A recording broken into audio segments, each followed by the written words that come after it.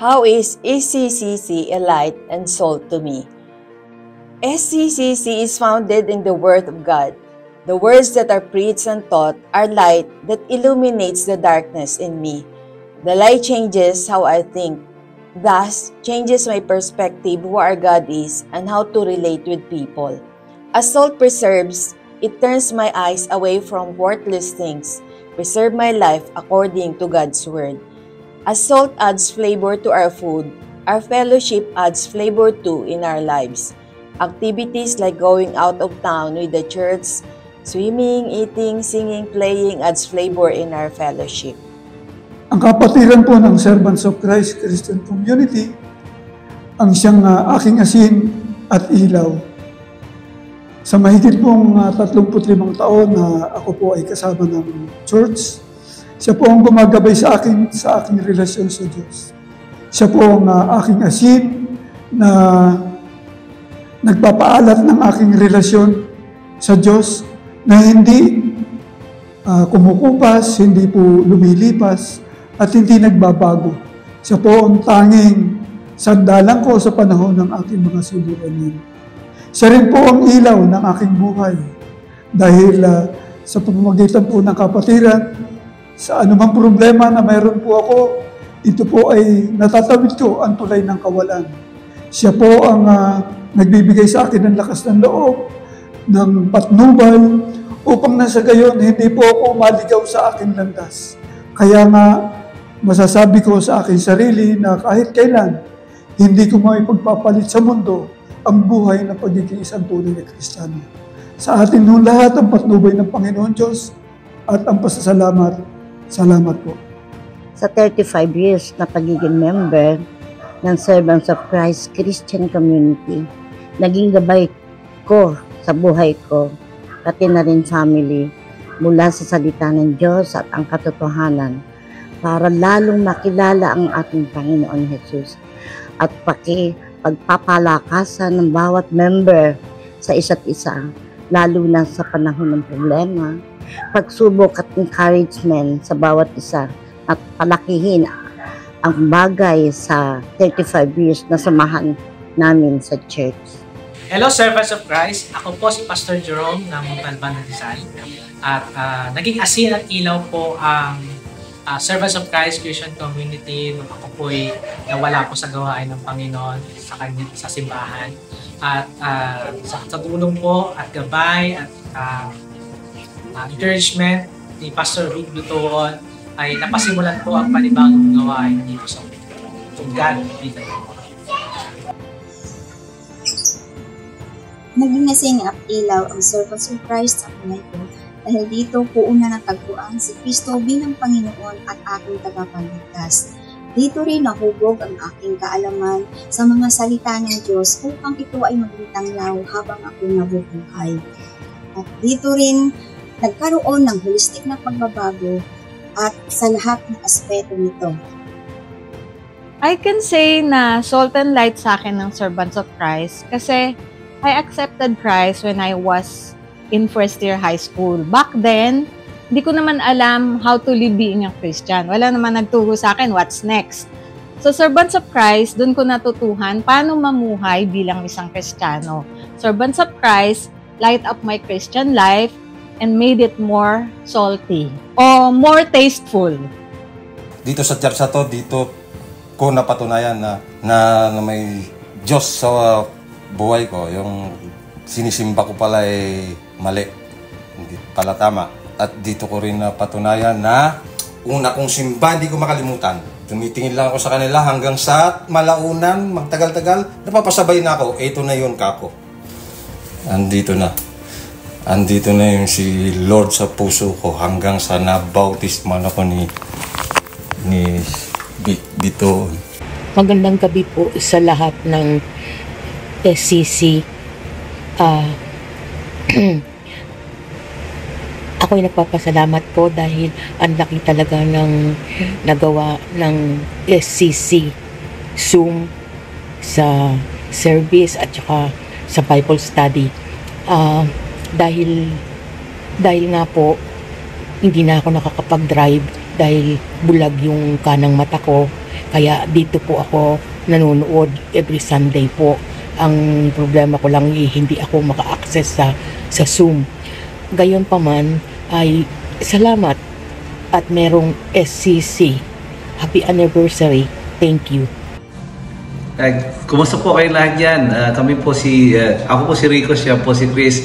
Naging asin at ilaw po sa amin ng NCC dahil naging matibay na po na pundasyon po namin ito, lalo na sa pamumuhay po namin bilang Kristiyano, whether dyan po sa Pilipinas o sa ibang bansa, sa lahat po na i-encounter namin. So, may mga na-encounter din kami mga problema, but because of yung foundation, yung katuruan na natutunan po namin at yung fellowship po namin dyan, yun po ang naging malaking tulong po sa amin. Kung paano naging ilaw at asin ang Servants of Christ Christian Community sa akin, dahil nakita ko po ang ilaw na sa akin ay simbolo ng katotohanan ng Diyos na ipinangangaral ng ating pastor, walang iba kundi si Pastor Vic Bitoon.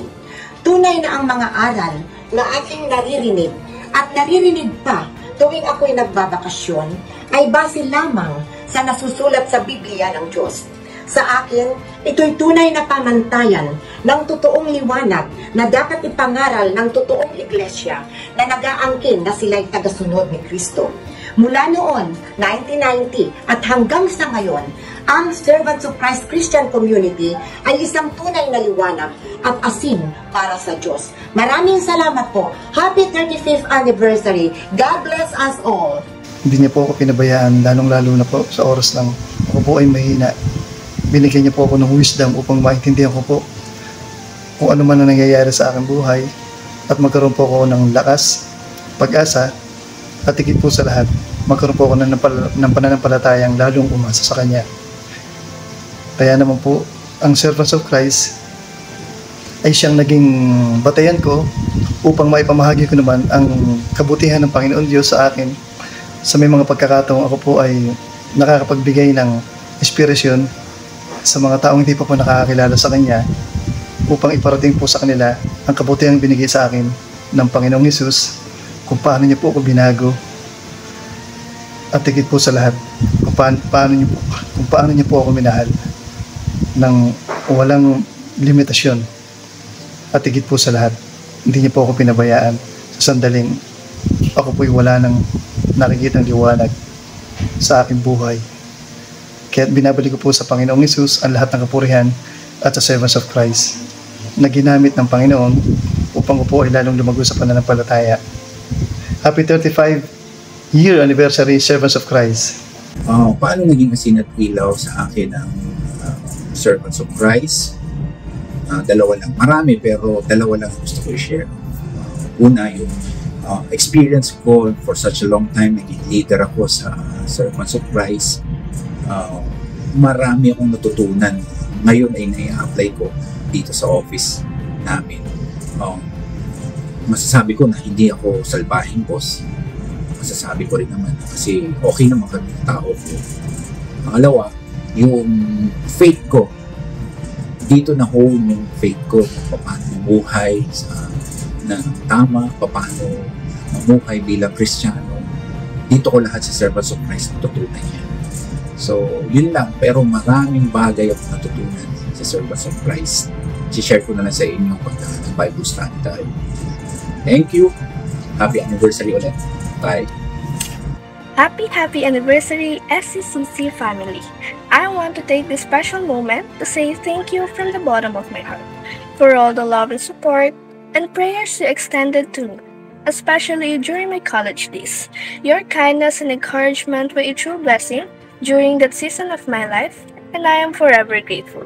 May the Lord continue to pour out His favor upon SCCC, continue to prosper and remain a powerful channel of blessing, love and light to everyone in need. Cheers to more years of fruitful ministry and transformed lives. With love and gratitude, Jane. Happy anniversary po, Servants of Christ Christian Community. Happy 35th anniversary, Servants of Christ Christian Community. God bless you all. From Franco family. From New York. Family from New York. God bless you all. Happy 35th anniversary, SCCC from Qatar.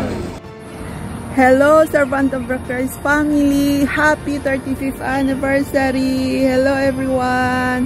Magandang araw sa lahat! Happy 35th anniversary! Hi, Servants of Christ! This is Ballesteros family. This church will always be the first home of our faith. Yes, and we're so grateful and thankful na nakavisit kami dyan about 2 to 3 years ago. Hopefully we could visit again soon. Happy 35th anniversary! Yay! Bye!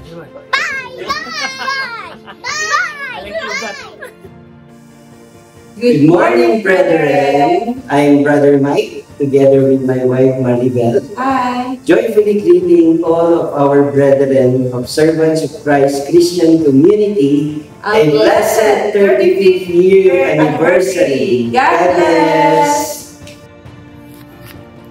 Isang mapagpalang araw po sa inyong lahat. Happy anniversary, SCC. More anniversaries to celebrate pa po. God bless everyone. Happy 35th anniversary, SCCC! Happy 35th anniversary, SCCC family. Ay, musta pala. Happy 35th anniversary!